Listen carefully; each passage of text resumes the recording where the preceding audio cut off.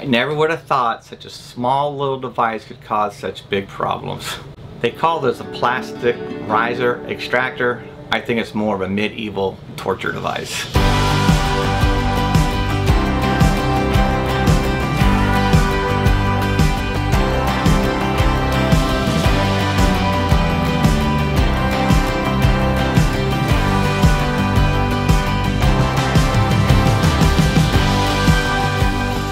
Whoever thought something this small could cause such big problems? We've been having some issues with our hot water side, or hot water pressure, and it's intermittently. At times we can use the shower and it works great. Other times the hot water barely trickles out of the shower head. It also happens in our sinks, both the bathroom sink and the kitchen sink, and even the second bathroom as well. So it's something in common with everything in the RV on the hot water side. After doing a little bit of research, I found out that there's a check valve, and this is a check valve. It goes on the back of your hot water tank, the outbound side or the output side where the hot water comes out.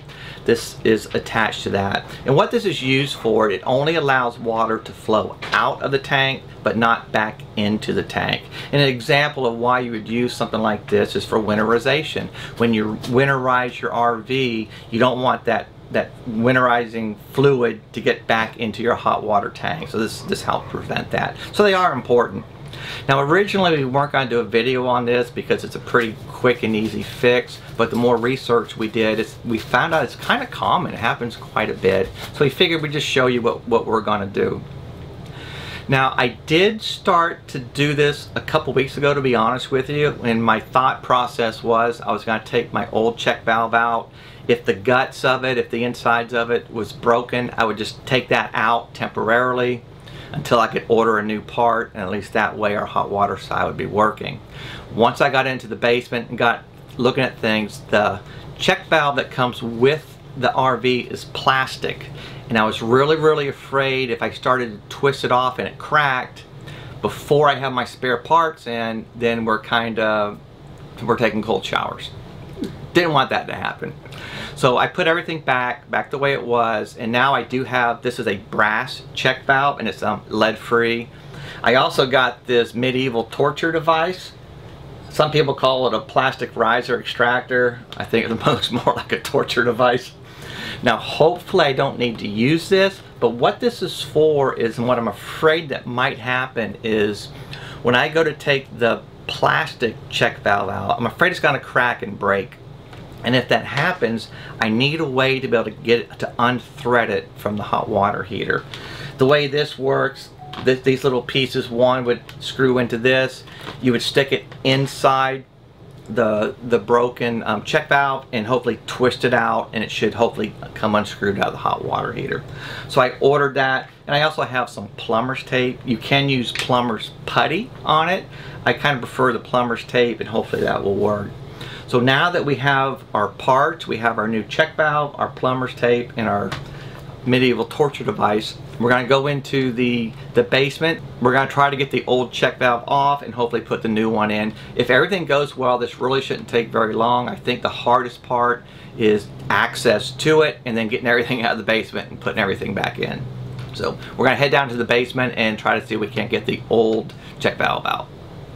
Before we take the check valve off from the inside, a couple things I want to do out here. I just relieved the pressure from the hot water tank. We've been traveling all day today, so the hot water tank, the water's pretty cool. But you do want to relieve the pressure first. Once we do that, I'm going to go ahead and pull out our anode rod. And the reason I'm doing this, I want the water to drain out. I want the water to drain out here. I don't want it, when I take the check valve off from the back, I don't want water coming out there. Now we'll probably get a little bit of water. I will put a rag in there, but I want most of the water to come out here.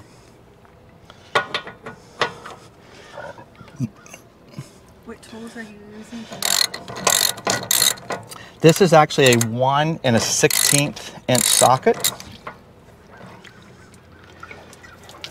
And there's our anode rod. And we're just going to let this drain for a little bit. Hopefully you can see this check valve. It is plastic. The very first thing I'm going to do is I'm going to let the hot water tank finish draining, and then I'm going to unscrew the hot water side of the hose, the hot water hose.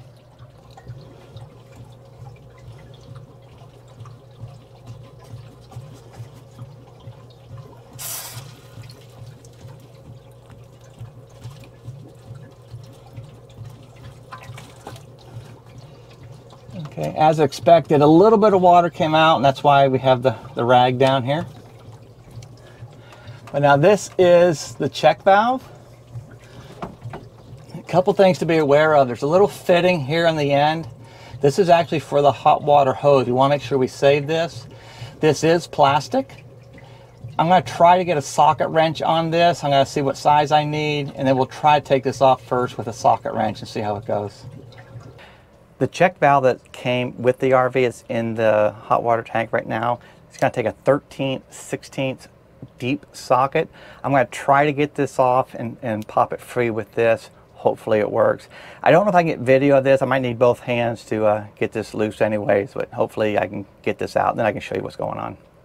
I got pretty lucky. This actually is coming right out. Again, it's a 13/16 socket. Here's our original check valve, and this is our new check valve. Now, one thing that does worry me a little bit, this check valve looks like it's working okay. So I don't know if this is going to fix our problem. But while we're in here, I'm not putting this thing back in. I'm going to go ahead and put a nice brass one in there. So there's two things we have to do to get the new check valve ready to put in. We need to take this little grommet or this little piece out of the original one. Again, this is for when we attach our hot water hose to this check valve. It's going to go in here. Now there is an arrow on these check valves, and I don't know if you can see the arrow itself, but the water flows in one direction, so you can tell with the arrow. So this is where our hot water hose will connect to the check valve. The other thing we want to do is you can use either plumber's putty, or I'm going to try plumber's tape. And it looks like that's what they used on the original one, was actually it's like a combination of both, to be honest with you. I'm going to try plumber's tape, and with that, usually you want to wrap it around from here. It's going to go, I think that's counterclockwise, 3 to 5 revolutions around the threads. And that's just help to keep the water from leaking through. So we're going to go ahead and get that on here now.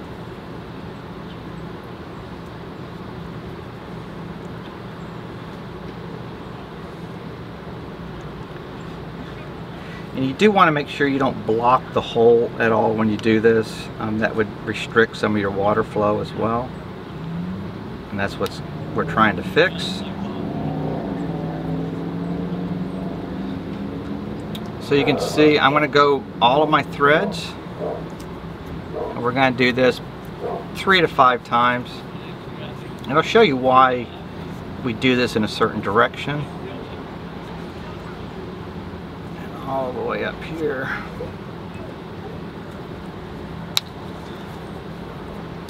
So the reason why we do this in a certain direction is, if you think about it, when I screw this in, I got my Teflon tape going this way, so it's going to actually make the tape like kind of tighter as I screw it in. If I was to put this in the wrong way, when I tighten this, it would actually probably pull this tape up and kind of get it bunched up. So just make sure you put your Teflon tape on the right way. So we're all set. We got our tape on, we have our little grommet here. Now we can go ahead and put in our new check valve. Hopefully you can see that. That's the inside of our hot water tank. And it feels clear. And we can go ahead and put our new valve in. Now this valve I can get started by finger tight, but this takes a 1-inch socket, a little bit bigger than the original one. Okay, so this is a 1-inch socket.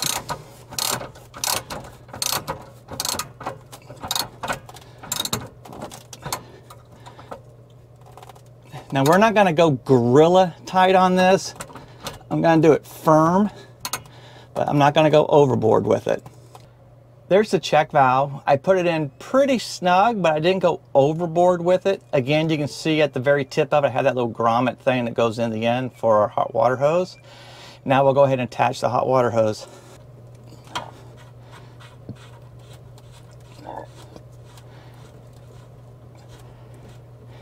And again, this is just firm. You don't have to go gorilla tight on these. And that's it. That's all there is to it. We took the old check valve out. We put the new one in. Now, a couple of things we have to do. We still have to go back to our hot water tank, put our anode rod back in, and make sure we're going to put some new Teflon tape on that as well when we install that. But the big thing we have to worry about now is we want to make sure we don't have any leaks.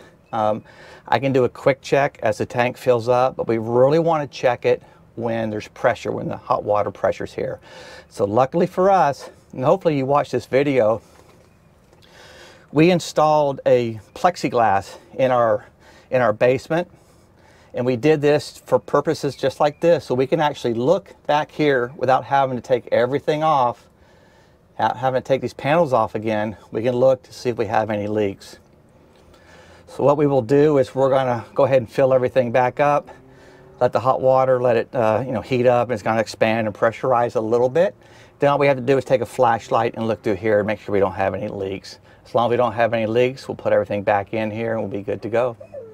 Pretty simple. It literally took just a couple minutes to pull the old one out and put the new one in. I would highly suggest, though, make sure you have your spare parts beforehand. If you're going to take that plastic one out, don't do what I did. It's just not even worth it. Just wait till you have the brass one. There's no sense putting that plastic one back in at all. And luckily, no torture devices as well. Hopefully you can see just how easy that project was. It actually took me longer to take everything out of the basement and the back panel off than it did to replace the actual check valve. Now, this is the original check valve, and to be honest with you, I am a little concerned because it does appear to be functioning properly.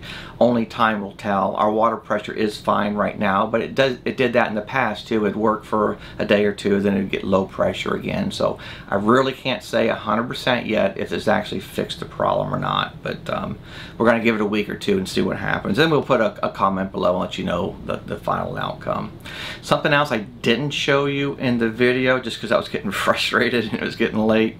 If you remember, there's that little rubber grommet piece that fits in the end of the check valve, and this is where the hot water hose would connect. Every time I screwed that hot water hose on, that little rubber piece would get kind of pushed into the check valve or get kinked a little bit, and I'd have a very, very small leak. So it did take me a couple times. I'd have to take the hot water hose back off, reset that grommet, and get it back on again, but now everything is fine.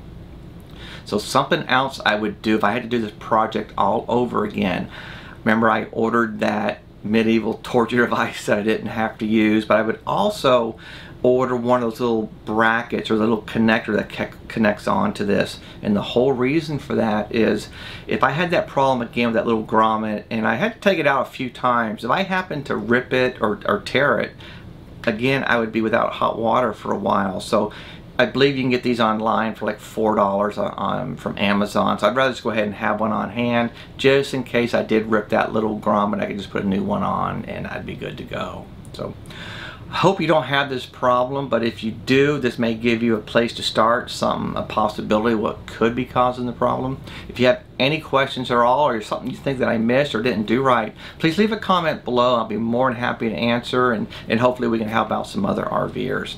Remember, always live life to the fullest.